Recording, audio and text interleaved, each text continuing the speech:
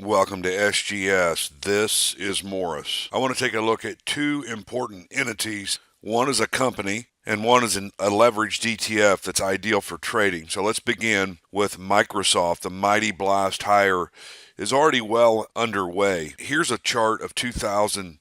Well, let's notice this area here. This is late last year, the correction, the inverse head and shoulder pattern that's unfolded here. Pretty powerful. This chart goes all the way back to 2017.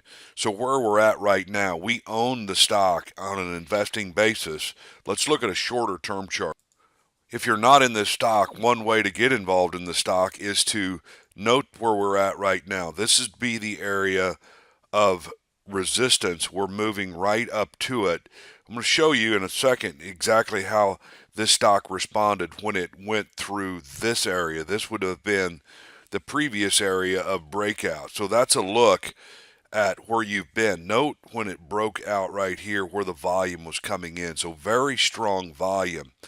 And as you look at the volume pattern now, it just quietly made some progress. But what likely will happen as this area of the market, if it moves up through this area, I suggest that's likely what's going to happen, that we will also see something like this in the way of volume. So you could get a big, heavy volume move in Microsoft, a high quality growth stock, a solid way to play, buy the breakout on highs with strategy.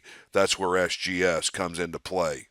We have a solid strategy in hand on dealing with leveraged ETFs.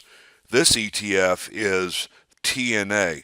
This is the small cap bull times 3.